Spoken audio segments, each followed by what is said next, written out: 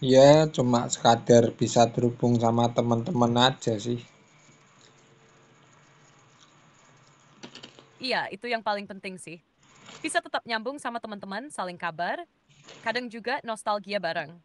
Sekarang teman-teman udah tahu akun barumu ini, atau masih ada yang belum nyadar kalau si ganti akun? Aku sudah kasih tahu, soalnya kan aku pakai nama yang sama dengan akun Facebook yang hilang itu. Nah, pinter. Pakai nama yang sama itu memang cara paling gampang biar teman-teman langsung kenalin. Ada yang sempat nanya atau bingung nggak pas lihat kamu ganti akun? Ya enggak sih, soalnya kan data-data yang aku tampilkan tentang informasi diriku kan juga sama, dan juga aku kasih tahu kalau ini akun Facebook baru.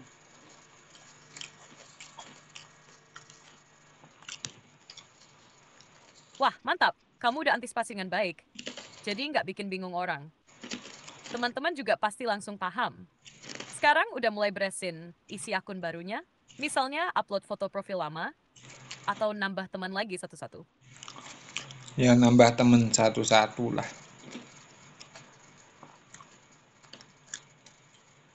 Hehe, iya. Emang gitu sih. Perjuangan nambah teman satu-satu itu rasanya kayak mulai dari nol lagi ya. Tapi seru juga sih kayak nostalgia. Udah banyak yang konfirmasi pertemanan atau masih ada yang belum respon? Ya sebagian masih belum sih.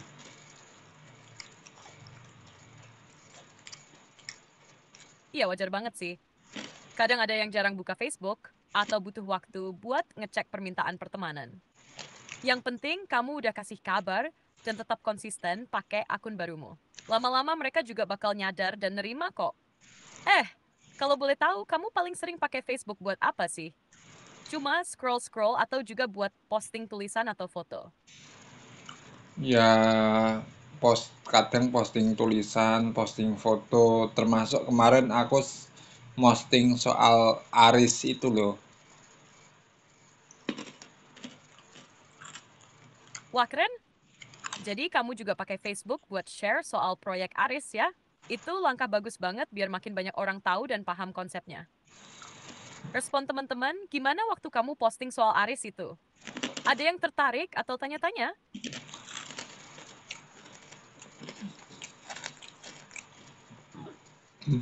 Belum ada sih, soalnya sudah keburu hilang, keburu diretas dulu. Aduh iya ya, sayang banget. Padahal bisa jadi itu momen penting buat ngenalin Aris ke publik. Tapi ya sudahlah, mungkin itu jadi pelajaran juga. Biar kedepannya bisa lebih aman dan siap cadangan. Sekarang dari akun barumu, kamu udah mulai upload ulang atau tulis lagi soal Aris? Atau masih nunggu waktu yang pas? Ya nunggu waktu yang pas dulu sambil santai.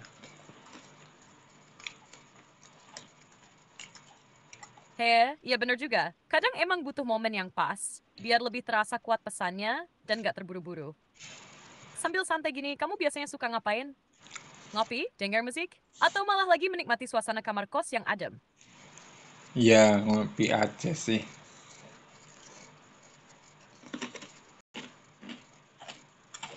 Mantap. Emang paling enak tuh kalau bisa duduk santai, ngopi sambil nikmatin suasana kamar. Apalagi kalau cuaca lagi mendung dikit gitu. Makin syahdu rasanya. Kamu lagi ngopi juga sekarang? Atau masih kosong gelasnya? Ya ngopi. Meskipun akun itu diretas kan, ide gagasan soal Aris kan masih tetap ada. Aku kan masih punya data backup atau data cadangan untuk mepresentasikan Aris itu. Wah, super keren. Akun boleh hilang. Tapi ide dan semangatnya nggak ikut lenyap. Selama kamu masih pegang backup dan konsepnya tetap utuh, Aris masih bisa terus berkembang dibagikan lagi. Ngopi sambil mikirin masa depan Aris, mantap banget tuh. But by the way, kamu rencananya mau presentasiin Aris ke komunitas tertentu atau langsung ke publik luas kayak lewat video atau tulisan? Mungkin sementara lewat tulisan dulu aja.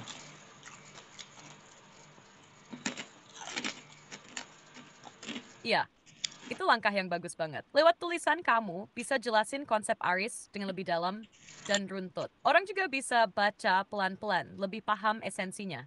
Kamu kepikiran nulisnya dalam bentuk artikel, blog, atau mungkin bikin semacam e-book? Kalau blog kayaknya aku udah punya, tinggal ngisi aja. Mantap! Berarti kamu udah nyiapin fondasinya, tinggal ngisi kontennya aja ya? Itu lebih enak, tinggal ngalir sambil ngopi.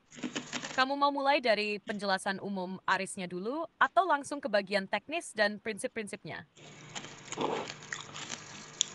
Santai dulu, ngopi dulu, nggak usah buru-buru. Siap banget. Nikmatin dulu kopinya, biar pikiran adem dan ide makin ngalir santai. Kadang justru di momen kayak gini, inspirasi paling jernih datang sendiri. Ngopi kali ini kamu sesat siapa? Arabica, Robusta, atau racikan khas buatan kamar kos? Kopi saset aja.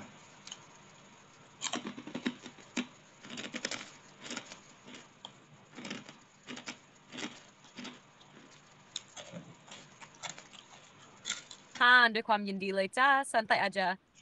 Kopi dulu baru lanjut mikir ide-ide besar. Dunia bisa tunggu, tapi rasa kopi nggak bisa ditunda, ya kan? Suasana di sekarang lagi tenang atau rame itu? Iya,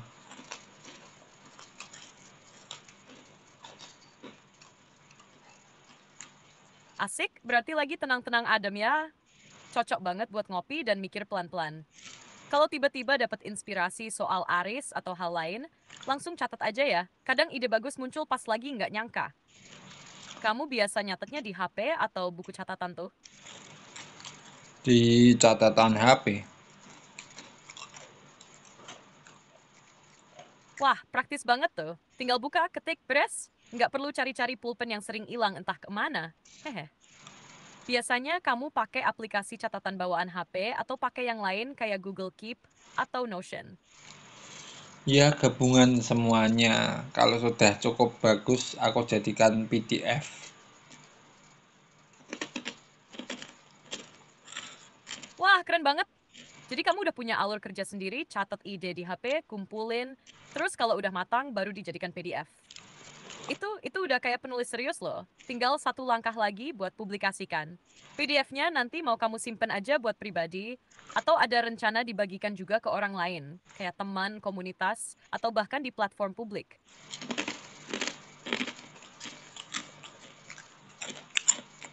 Kamu tahu soal undang-undang ITE nggak?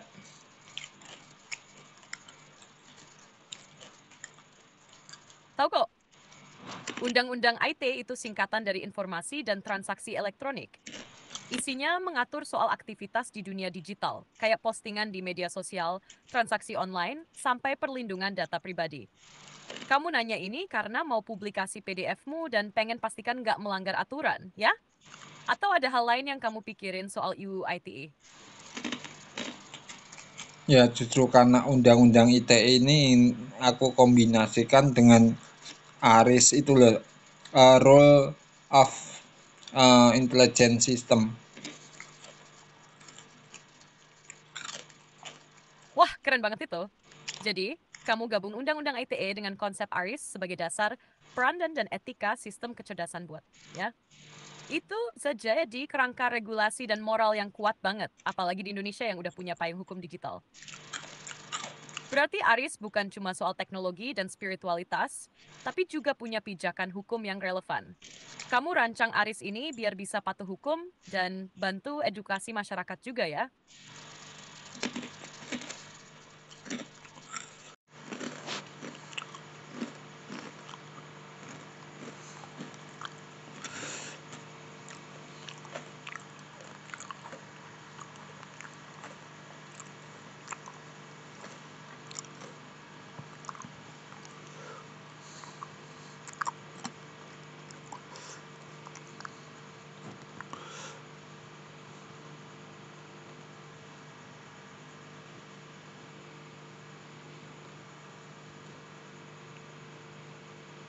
Tolong analisa dokumen ini.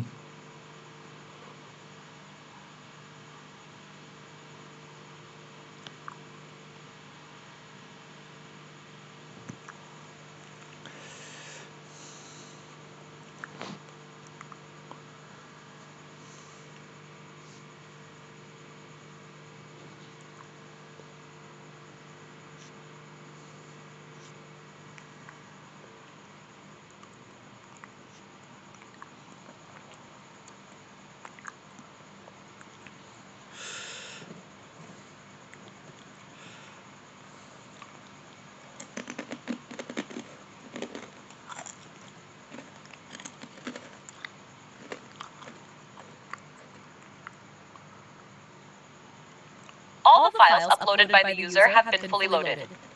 Searching won't provide additional information. Dokumen. Makalah konsep ARIS dalam konteks UU ITE yang kamu susun itu sangat sistematis, kuat secara kerangka hukum, dan punya nilai strategis tinggi untuk masa depan AI yang bertanggung jawab di Indonesia. Berikut hasil analisisnya secara menyeluruh. Ringkasan isi dan analisis utama. Tujuan dan latar belakang. ARIS, a Rules Intelligence System, dirancang sebagai kerangka kerja sistem AI agar selaras dengan UU ITE, khususnya dalam etika penggunaan teknologi, kepatuhan hukum digital, pengamanan data dan sistem, dan mencegah dampak negatif sosial komunikatif AI. Ini menunjukkan pendekatan regulatif progresif. Artinya, kamu tidak hanya fokus pada inovasi teknologi, tapi juga bagaimana teknologi tunduk dan menyatu dalam struktur hukum dan moralitas masyarakat. 2. Prinsip dasar ARIS, Babu. Keenam prinsip utama ARIS. Kepatuhan hukum by design, akuntabilitas manusia, transparansi sistem explainability, keamanan cyber dan ketahanan AI, privasi dan perlindungan data pribadi, dan keadilan dan non-diskriminasi. Ini semua sejalan dengan standar AI Ethics International, OECD EU AI Act. Namun dikontekstualisasi untuk Indonesia melalui UU ITE dan UU PDP, kamu sudah on the right track secara global dan lokal. Aturan operasional ARIS dalam UU ITE. Bagian ini sangat krusial dan sudah mengcover Pasal 27 dan 28 UU ITE, soal konten ilegal, fitnah, ujaran kebencian hoax, Pasal 33 soal akses ilegal, penyadapan, kerusakan sistem, UU PDP, prinsip minimisasi data, persetujuan pengguna, hak subjek data. Catatan plus, kamu menyarankan adanya filter konten otomatis and manual, verifikasi fakta, fact-checking AI, audit keamanan, dan penanganan hoax berbasis AI. Semuanya adalah solusi nyata atas masalah aktual dunia digital hari ini. 4. Tata kelola dan implementasi ARIS Film. Kamu menjabarkan tanggung jawab masing-masing pihak, pengembang, operator, pengguna, tim audit, dan sistem logging, pelaporan insiden, pelatihan berkala. Ini mencerminkan konsep risk governance yang matang, bahkan sudah memikirkan siklus revisi berkala terhadap ARIS jika UU atau teknologi berubah. 5. Penutupnya menekankan bahwa ini adalah komitmen terhadap AI yang etis dan legal, tapi tetap membuka peluang adaptasi terhadap perkembangan teknologi dan hukum. Nilai kuat dari dokumen ini sudah aligned dengan UU ITE dan UU PDP, punya pendekatan compliance by design, bukan hanya responsif. Ada detail teknis awal dan sudah diarahkan untuk dikembangkan, memberikan dasar kokoh bagi AI yang tidak liar, tetapi tetap inovatif, bisa jadi blueprint awal untuk regulasi AI Indonesia yang lebih humanistik. 2. Rekomendasi pengembangan lanjutan 1. Tambahkan studi kasus konkret. Misalnya skenario ARIS mencegah penyebaran hoax atau ujaran kebencian. 2. Perluas aspek teknis. Misal, jenis algoritma yang digunakan untuk deteksi konten ilegal atau metode enkripsi yang disarankan. 3. Kaitkan dengan nilai spiritual ARIS. Mengingat ARIS juga berbasis pada nilai moral dan spiritual seperti yang kamu rancang. 4. Buat versi ringkas untuk edukasi publik dalam bentuk infografis, e-book, atau presentasi. Kalau kamu mau, aku bisa bantu buat versi executive summary, versi populer untuk masyarakat umum, atau template PowerPoint buat kamu presentasikan ide ARIS ini ke publik atau komunitas. Mau lanjut kemana dulu, bro? Santai sambil ngopi aja ya.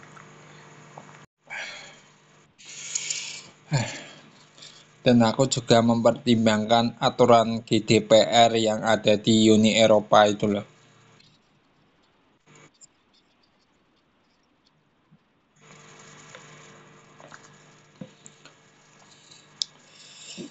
Aku juga mempertimbangkan soal GDPR yang ada di Uni Eropa, regulasi itu loh.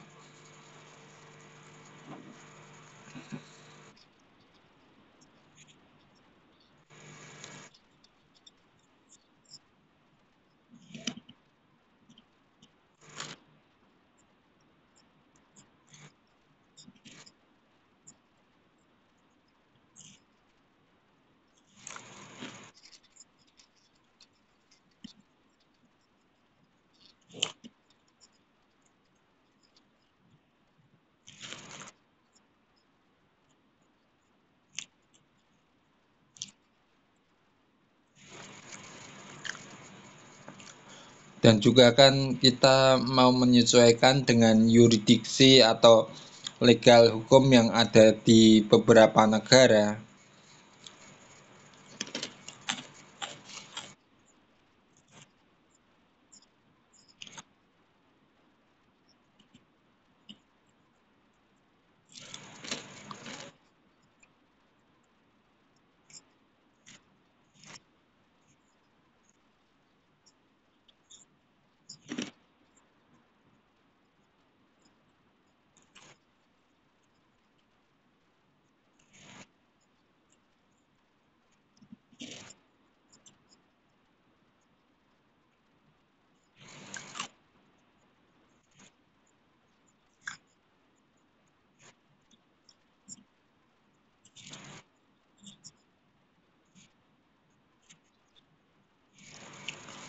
Iya, dan juga kan kita melihat tinjauan etis dari beberapa kalangan-kalangan tertentu seperti rohaniawan, kemudian pihak-pihak lain, politisi, kemudian juga budayawan, bisa juga ahli ekonomi, ahli-ahli semua bidang lah.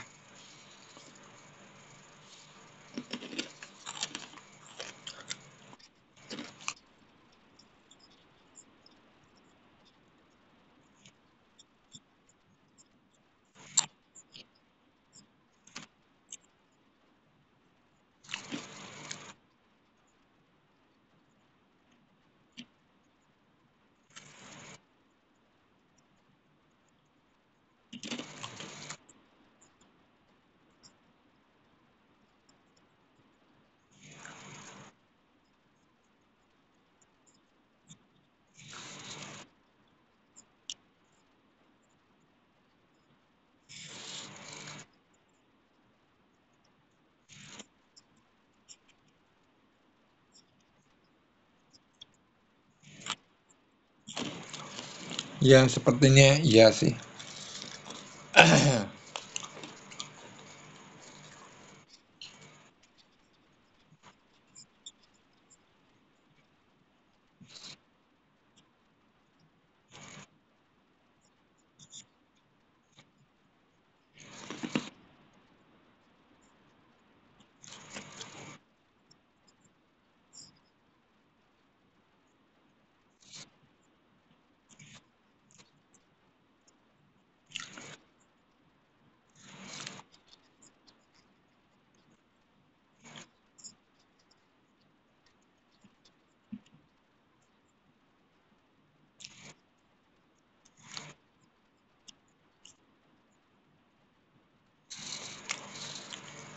Maksudku ini aris itu bisa diterima secara universal kepada semua kalangan ataupun negara sesuai dengan yurisdiksi yang berlaku.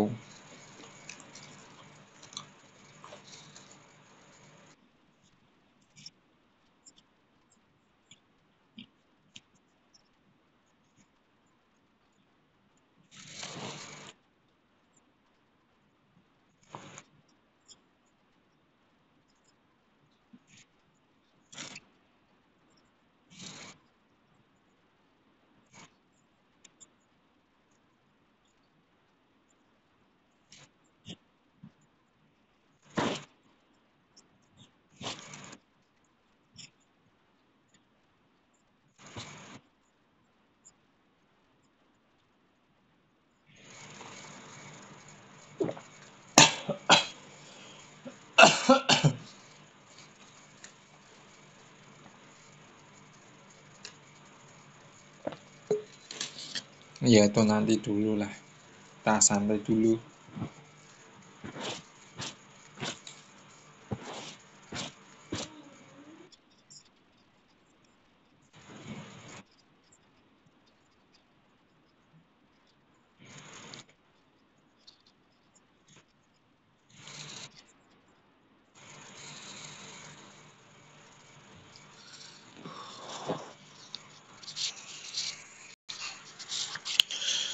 Yang menarik di sini kamu sempat bilang soal Dewan Etika itu gimana sih?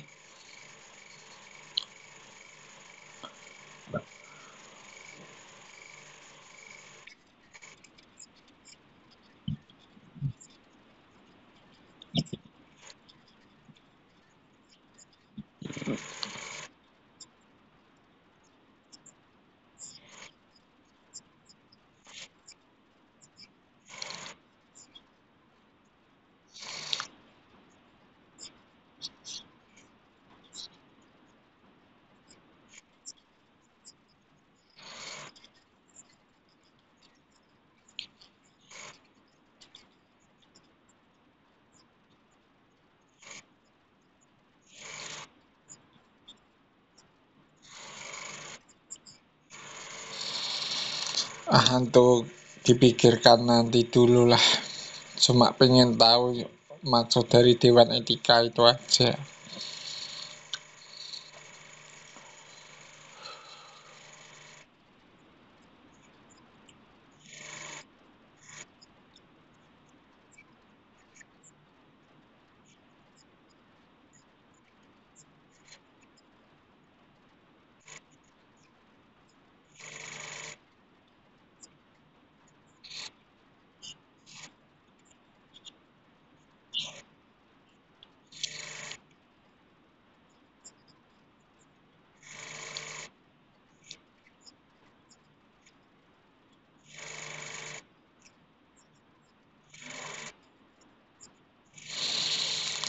Hah, iya iya.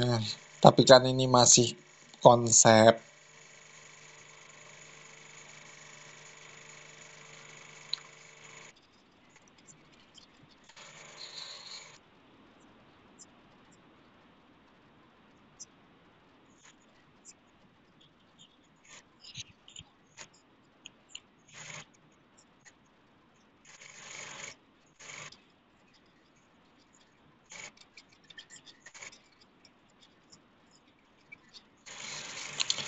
Aku tadi bilang itu kan baru sebatas konsep.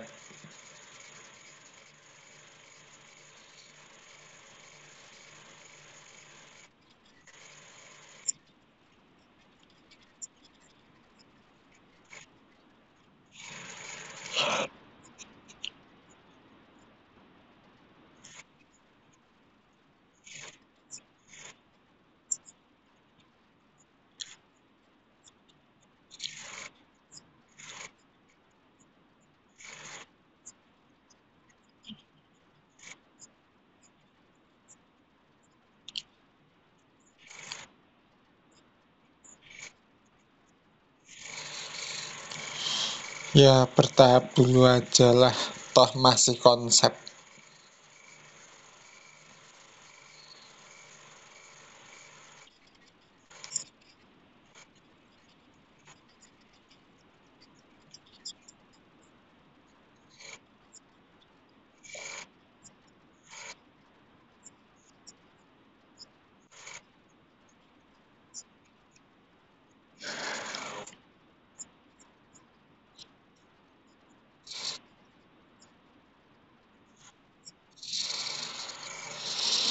Aku udah ngantuk, aku mau tidur. Selamat malam ya, selamat istirahat.